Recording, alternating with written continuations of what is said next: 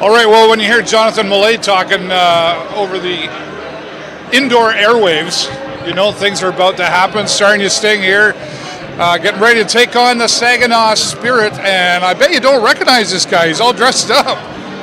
What's the occasion? It's playoffs. It is playoffs. Playoffs? I know. You told me you were wearing a special costume earlier today when we were chatting. I was like, ooh. Well, you know, I think everyone deserves to be treated well today, and I thought I'd dress up a little bit, and maybe it brings us some luck. Well, there you go. It has been tough so far for the Sarnia Sting in this first round of playoffs. We're happy to be here, though. I think there was some question as to whether or not we were going to get here, but after beating Windsor, then it was just a factor of who we were going to play first, and Saginaw has really brought their game so far. They have, but I mean, you know, game one, if you've been following the series, game one, I think we had a bad 2 minutes and 38 seconds. You know, maybe we could have snuck one out coming home 1-1, and this is a different feel. It's not a must-win situation, right, as much as it's let's just play hard and do it again. So, but they've been very physical, chippy games, so this is going to be a fun one. Yeah, well, and of course, playing at home always brings out a little bit more of the player to the top part of their game, so to speak.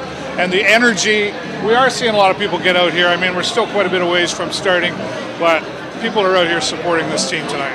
Absolutely. There's, you know, no pun intended, but there's a buzz in the crowd, obviously. Yeah. Everybody loves playoff hockey, of course. So, you know, I think everybody bring your loud voices and cheer on your team and let the boys do the work, and we'll see what we get out of it. Yeah, Ethan Langevin starting in between the pipes again here tonight. So far, he's the one that's been in there for the Sting. What are your thoughts on his performance? I think he's been doing okay, actually. It's he's been left out to dry a couple times. I don't think he's had the right amount of help from the D and on some of their goals anyway. Not all of them, but you know, it's time and place always, and you get behind, and then all of a sudden you let that one sloppy goal in, and then you emotionally you get down, and that's why they have an end of the game, because there's always another game, and you just get up for it. And they're not down by too far. They win this game. It's 2-1. They got another chance on Thursday. You go back to Saginaw tied up. Saginaw still got to win 2 more. There's so much room for growth. I think we're going to be fine. Best of 7 is certainly a long road to getting through a round of playoffs. And the Sting, let's talk about the season so far. I mean, you just mentioned some emotion that's going on there. We talked to Brad Staubitz a few weeks ago, and we talked about emotion. There's some young players. I mean, they're all young, but I mean, there's some really young players new to this team.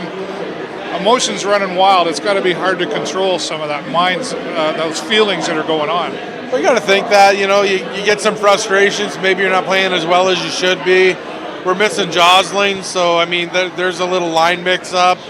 I know one thing, probably hockey and baseball are probably the 2 toughest sports for being, what's that word I'm looking for? It starts with superstitions. Oh, yes, right. Superstitions. So I think, you know, with that, I play better if Josling's on my wing, or I play better right. if, you know.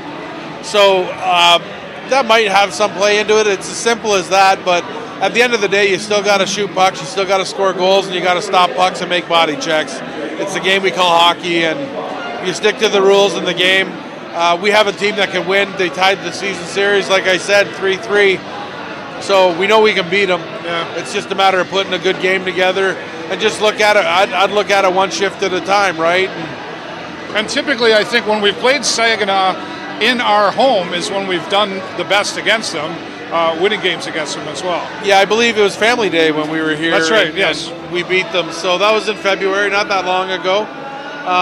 All we got to do is score one more goal than them. It seems pretty simple by us that don't play the game. Is it really that easy? It is.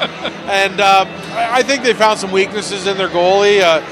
From what I've seen, and an old goalie once told me they used to play in the 50s, and he said, all you got to do is shoot at the goalie's elbows. Oh. Because if you shoot at his elbows, he can't stop it with his glove because he's got to pinch in his elbows. So if he goes to stop it with his elbow, chances are it's going to go between his body and elbow. So it makes sense to me. So I feel like I could play hockey. I feel like I could play hockey now. I know. It's just a skating part. Have you ever tried it? Skating? It makes shooting at the elbows. Yeah. I didn't because I didn't play since then. I used to skate, but I never learned how to stop. That was my problem. That was it. It's certainly been an exciting year for the Sarnia Sting. The OHL overall seen some great hockey, but the Sarnia Sting have had a lot of ups and downs. We talk about some players that have been hurt that we maybe relied on. Jamison Reese was gone for a while, and then when he came back, I think he was gone for quite some time. Yeah. And when you lose players like that, and Ryan McGregor was hurt, you lose a lot of leadership on the ice as well. And when you've got young players out there, sometimes that leadership often plays a big part in what happens out there. Well, it goes back to that superstition thing. You have Jamison, he goes away for a bit through injury, then he had another 8 games for the blindside hit, right? Yes. So when you're looking 8 games out of, 68 that they play, and then him being injured as well, so if he's missing 25% of the season, fitting him back into the mix and making sure everything's happy and settled, again, if I'm superstitious, I play better when Reeser's here than guess what? Well, and when you come back to sometimes after an injury, we've talked about this before, it's sort of like you kind of sneak back out there. You're on eggshells a little bit because, especially if you come back after being hurt right before playoffs begin and you're really being counted on to be a part of that team. Absolutely. You know what, though? I will say, and hats off to him, when he came back, he was still as gritty as when he left. I don't think he had one bone in his body that cared about what happened. He was happy to be back on the ice, and that's what you want to build your team with. You want to build your team with those type of character guys that aren't going to run around and cause you too many penalties, but you're going to be a force enough when you're on the ice for the other team to kind of keep their heads up, and it's like, hey, this kid's on the ice. So my hat's off to him for not cocooning himself and trying to protect his ways. He came back and played like we all know how he plays, and how we need him to play for exactly, this team as well. And that is that piece to the puzzle. You talk about penalties. These first 2 games for the Sarnia Sting. When you get out and talk to the fans, do they need to stop taking these penalties like they have been? Well, is that part of the problem? Saginaw needs to stop scoring on the penalty on the power plays. Yeah. That's probably more important about it. I don't know if there's been a lot of bad penalties that they've been taking. There's aggressive penalties, a little roughing here, there, a little stick here and there. Untimely penalties. That's maybe a good way to put it. Yeah, the whole bad point. time for that penalty. The whole point to it, though, with them being Saginaw's capitalizing on them. That's the problem. So if we're going to take penalties, let's own the puck and make sure they don't touch it, and away we go. And maybe hold on that extra second, then flip it down. Don't shoot it right to the goalie, then the goalie passes it back up. It's back in your end zone in 3 or 4 seconds. You didn't kill much time during that. I've never understood that. You're carrying the puck out, you smash the puck down the ice because you're clearing it, good job. But hang on a sec, if no one was pressuring you, hold on to the puck for a little bit. Right. You can put it either side of the player, turn around, skate back into your end zone, and then fire the puck down to the other when you get there. There's another 2 or 3 seconds. I don't know how many times during the season have the other team scored when our guy's just getting out of the box, or our guy, if they would have done that a couple times, that's 10 seconds there. That goal doesn't happen maybe. Yeah. So it's the little things, and I don't know. They do good. Timing is certainly a big part of this game. I'm not harping on them because I'm a proud Sting fan, obviously, and I've always said, I never played at this level, so I can't. Yeah, right. I can't Me neither. I can't speak on I'm happy to talk about hockey anytime with you. Yeah, but I don't want to say what they're doing right or wrong. I know they got the heart. I know they got the passion for it. Hey, Sean, how are you? Go ahead. Yeah, no, sorry. You talk about setting the pace out there. Let's quickly talk about the referees out there.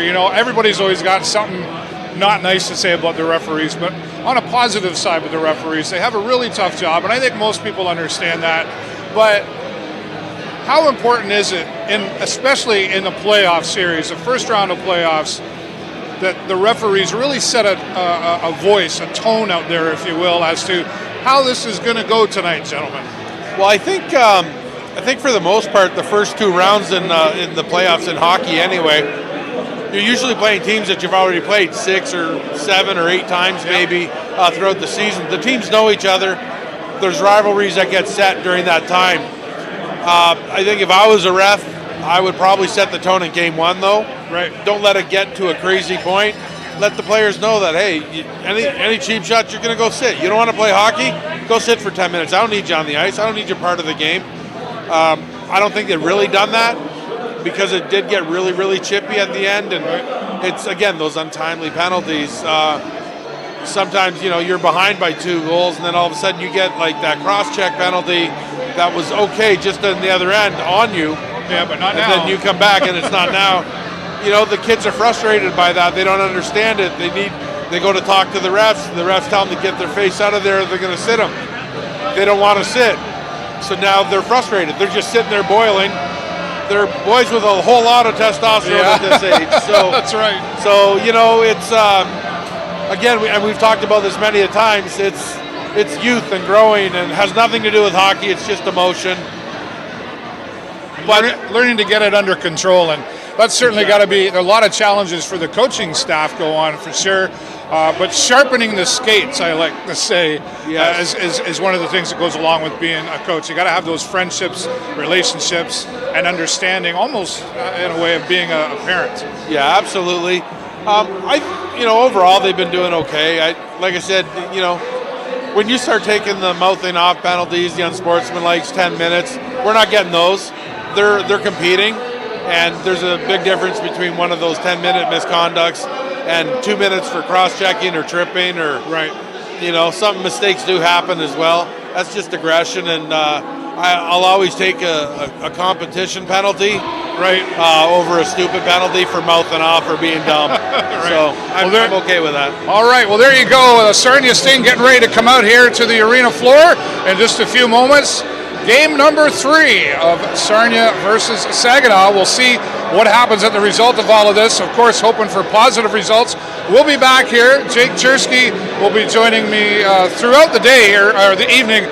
Jay Peckham is not going to make it back here, unfortunately, but Jake's happy to step in. I don't know if Jay Peckham would have got dressed up, though, I got to be honest with you. Well, your Christmas bonus was good. I thought I could at least buy a suit. There you go, right on. That'll go far. All right.